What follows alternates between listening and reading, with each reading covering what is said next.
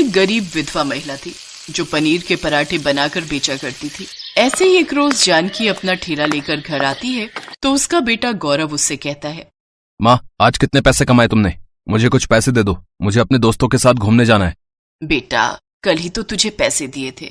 माँ, आपको तो पता ही है ना कितनी महंगाई है, और वैसे भी मैं आपका इकलौता लड़का हूँ, कल भी ये पैसे मेरे ही काम आएंगे। बेटा, मुझे अभी तेरी शादी के लिए भी पैसे रखने हैं। वो मैं नहीं जानता।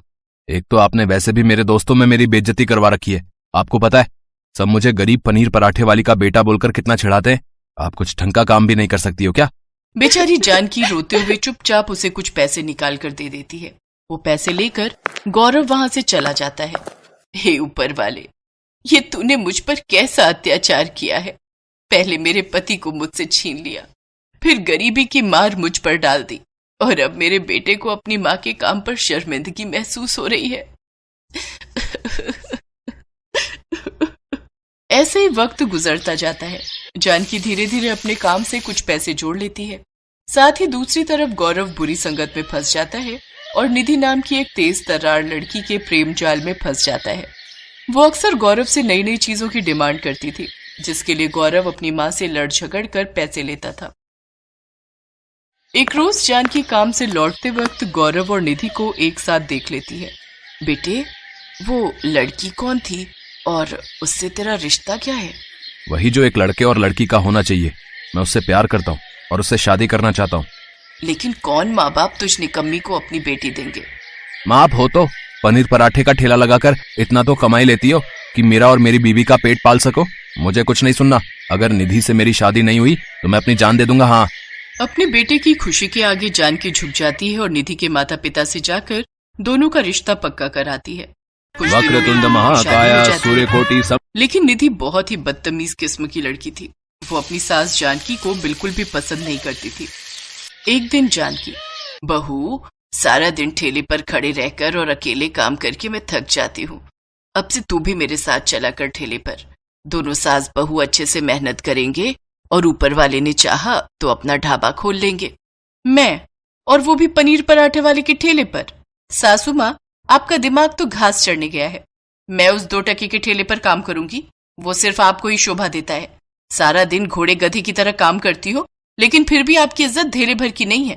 ये मत भूलो बहू कि उसी 2 टके के ठेले की वजह से तुम और तुम्हारा पति 2 वक्त का खाना खा पा रहे हैं।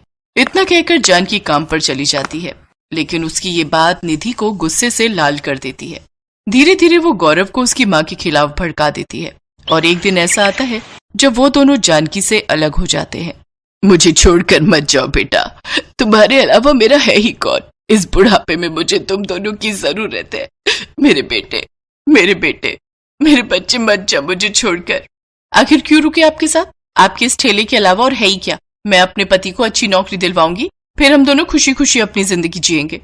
इतना कहकर दोनों घर छोड़कर चले जाते हैं और बेचारी जानकी अकेले रह जाती है। ऐसे ही कुछ समय बीतता है।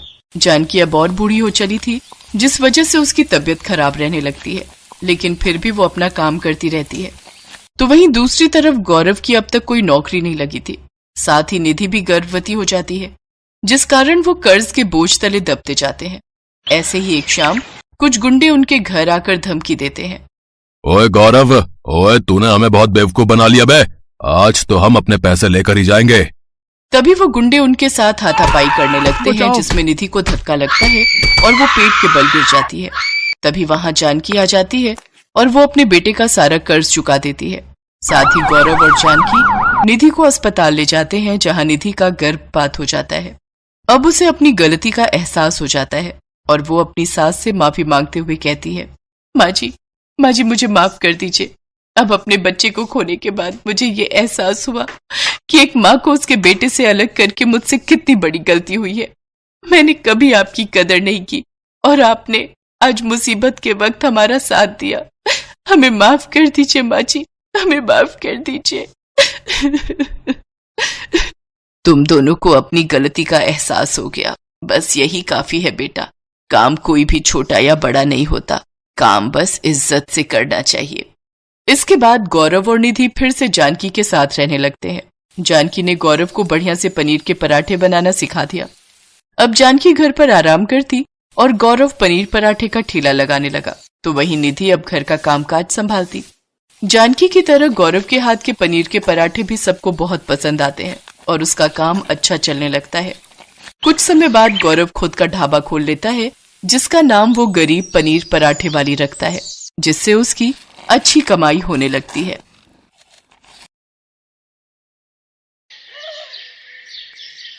जसमीत एक सरकारी कॉलेज में पढ़ती थी। उसके बाबूजी नरेंद्र एक कपड़ा मिल में नौकरी करते थे। जसमीत की मम्मी वर्षा घर के बराबर में ही एक होटल वाले को रोजाना के पराठे और रोटी बना कर देती थी। कुल मिलाकर घर का गुजारा हो रहा था। पर एक शाम, वर्षा, आज सुबह से ही सीने में बहुत दर्द हो रहा है, लगता है ज्यादा बढ़ रहा है। जसमीत, जल्दी आ, तेरे बाबूजी की तबीयत खराब हो रही है। बाबूजी, क्या हुआ? मैं ऑटो लेकर आती हूँ। जसमीत और वर्षा नरेंद्र को हॉस्पिटल लेकर जाती हैं। डॉक्टर नरेंद्र का ईसीजी करता है और उसमें कुछ कमियां आती हैं।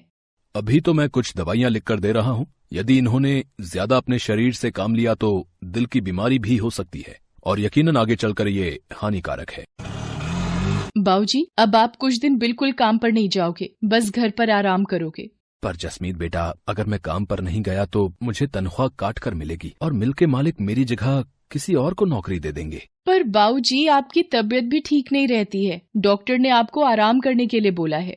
कुछ नहीं होगा बेटा, तू मेरी चिंता मत कर। वर्षा, मेरा रोटी का डिब्बा बांध दे, मैं चला जाता हूँ। पिछले 3 दिन से नहीं गया, इतनी छुट्टियाँ लेना मेरे लिए सही नहीं होगा। नरेंद्र काम पर चला जाता है। पर आओ नरेंद्र, इससे मिलो, ये नया वर्कर तुम्हारी जगह काम करेगा। वो ऐसा है कि मुझे पता चला है कि तुम्हारी तबीयत ठीक नहीं रहती है, इसलिए डॉक्टर ने तुम्हें बेड रेस्ट बोला है। हमारी मिल को तो ऐसे वर्कर की जरूरत होती है जो चुस्त हो, मेहनती हो और अच्छा काम कर सके।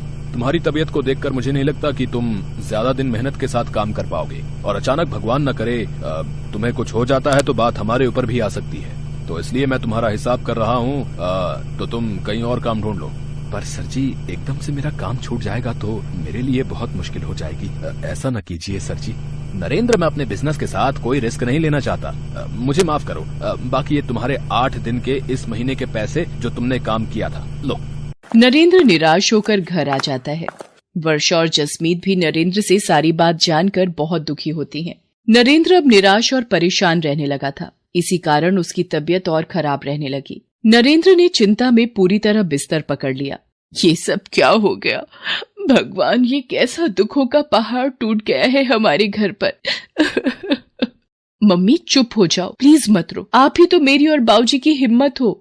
वर्षा, मेरे कारण तुम दोनों भी परेशान हो रही हो। मेरी बीमारी ने तुम्हें भी पैसों के लिए मोहताज कर दिया है।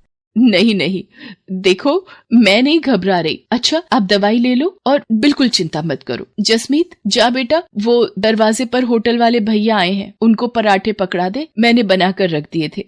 भैया, अगर 2 टाइम के भी बनवाने हो तो बता देना, मैं बना दिया करूंगी। ठीक है बहन जी, मैं मालिक को बोल दूंगा। अभी तो सिर्फ दोपहर के लिए ही बोले हैं। मम्मी, आप घर का काम, पापा की देखभाल इतना थक जाते हो, फिर 2 टाइम के होटल की रोटी और पराठे कैसे बना पाओगे? मैं कॉलेज से कुछ दिन की छुट्टी ले लेती हूँ, आपको हेल्प हो जाएगी। मम्मी, नहीं जसमीत, तू पढ़ाई पर ध्यान दे। वैसे भी ये तेरा आखिरी साल है कॉलेज का, तू मेरी चिंता मत कर, मैं कर लूंगी। वर्षा दिन भर काम करके अब थक भी जाती थी। नरेंद्र की देखभाल, दवाइयाँ और घर का खर्चा सब उसी के सिर पर था। एक दोपहर जब जसमीत कॉलेज से घर आई, मम्मी, ये देखो, हमारे शहर में पराठे प्रतियोगिता होने वाली है। सबसे अनोखा पराठा के नाम से जीतने वाले को 50,000 रुपए का इनाम दिया जाएगा। मम्मी, आप इस प्रतियोगिता में ट्राई करो ना, देखना आप ही जीतोगी। जसमीत, क्या बच्चों सी बातें कर रही है? मैं और प्रतियोगिता में भाग? नहीं बेटा। पर मम्मी, इस प्रतियोगिता में भाग लेने में हर्जी क्या है? ट्राई तो करो, हो सकता है आपके बनाए हुए पराठे बहुत ही पसंद आए और आप इस सबसे अनोखा पराठा प्रतियोगिता को जीत जाओ। देखो, अगर आप जीत गए तो 50,000 रुपए से बहुत कुछ कर सकते हो। मम्मी, प्लीज मम्मी, आप मेरे लिए एक बार इस प्रतियोगिता में भाग लो तो सही। मैं आपका फॉर्म भर रही हूँ, आपको इस प्रतियोगिता में भाग लेना ही होगा। वर्षा, अगर जसमीत का मन है तो तुम प्रतियोगिता में भाग ले लो। जसमीत सही कह रही है। हो सकता है कि तुम प्रतियोगिता में जीत जाओ। जीतना हारना तो भगवान के हाथों में होता है, पर बिना भाग लिए हार मान लेना ये भी तो सही नहीं है ना। तुम्हें अपने हुनर को दिखाना चाहिए, छिपाना नहीं। ठीक है, अगर तुम दोनों कहते हो तो मैं इस प्रतियोगिता में भाग ले लेती हूँ। ये हुई ना बात मम्मी। पर आप कौन सा पराठा बनाओगे जिससे आप ये प्रतियोगिता जीत जाओ? ये सोचना पड़ेगा। एक्सक्यूज मी मैम, आपका पिज्जा ऑर्डर था इस पते पर? भैया वो सेम एड्रेस हमारी पीछे वाली गली में है, वहाँ का ऑर्डर होगा। हमारी बैक साइड के घर का भी यही पता है। पिज्जा का नाम सुनकर तो मम्मी मेरे मुंह में पानी आ गया। गलती से वो डिलीवरी करने वाला भैया हमारे घर पर आ गया था। मम्मी क्या आप पराठे को पिज्जा का लुक दे सकते हो? एक नए तरीके का पराठा? कोशिश कर सकती हूँ, तू मुझे पिज्जा में लगाने वाला सामान ला दे। जसमीत वर्षा को सारा सामान लाकर दे देती है। वर्षा अपनी मेहनत और कोशिश से एक पिज्जा पराठा बनाती है। मम्मी ये पिज्जा पराठा तो बहुत ही टेस्टी बना है और देखने में भी कितना सुंदर लग रहा है। मम्मी क्यों ना आप यही पिज्जा पराठा सबसे अनोखा पराठा प्रतियोगिता के लिए बनाओ। जसमीत की बात मानकर वर्षा प्रतियोगिता में पिज्जा पराठा बनाती है। प्रतियोगिता में बहुत से लोगों ने हिस्सेदारी की थी, पर वर्षा के हाथ का बना पिज्जा पराठा देखकर जज करने वाले शेफ बहुत ही चकित रह जाते हैं। दोस्तों बहुत से पराठे देखे, पर ये पिज्जा पराठा पहली बार देखा। वर्षा जी ने इस पिज्जा पराठे पर लेयर बनाकर इसे बहुत ही खूबसूरत ढंग से प्रेजेंट किया है और खाने में भी ये बहुत ही स्वादिष्ट पराठा है। इसके लिए हम सभी जजेस की सहमति से वर्षा जी को सबसे अनोखा पराठा प्रतियोगिता की विजेता घोषित किया जाता है और ये 50,000 का नकद इनाम भी इन्हें दिया जाता है। रोहित, एक अनाउंसमेंट मुझे भी करनी है। वर्षा जी ने जिस तरह आज पिज्जा पराठा एक नए तरीके से यहाँ पर प्रस्तुत किया, ये देखकर मुझे काफी प्रसन्नता हुई है। मैं चाहता हूँ वर्षा जी मेरे साथ मेरे अपने कुकिंग टीवी शो में हिस्सा लें और मेरे शो का हिस्सा बने। इसी के साथ तालियों की गड़गड़ाहट के बीच वर्षा की आंखों में खुशी के आंसू आ जाते हैं। वो अपनी बेटी जसमीत को गले से लगा लेती है। थैंक यू सर, आपने मुझे इस काबिल समझा। आप लोगों का बहुत बहुत शुक्रिया। ये सब मेरी बेटी जसमीत और मेरे पति नरेंद्र की वजह से ही संभव हुआ है। इन दोनों ने ही मुझे प्रोत्साहित किया और मैंने प्रतियोगिता में हिस्सा लिया। आपका लाख लाख शुक्रिया प्रभु, आपने मेरी जिंदगी को एक नया मोड़ दिया है। Love you mummy. मेहनत और लगन से व्यक्ति अपने जीवन में बहुत कुछ हासिल कर सकता है और यही वर्षा ने कर दिखाया। धीरे धीरे वर्षा के पिज्जा पराठे की प्रसिद्धि दूर दूर तक फैलने लगी। पिज्जा पराठा के नाम से वर्षा ने एक नया होटल खोल लिया। साथ ही साथ टीवी शो के द्वारा वर्षा के चेहरे को नई पहचान मिली। नरेंद्र भी ये सब देखकर बहुत खुश था। धीरे धीरे उसकी तबीयत में भी सुधार आने लगा था और अब वो और जसमीत दोनों वर्षा के होटल के काम में उसका साथ देते थे। मेहनत और लगन से एक पिज्जा पराठा वाली को सफलता की ऊंचाई पर चढ़ने की नई सीढ़ी मिल गई।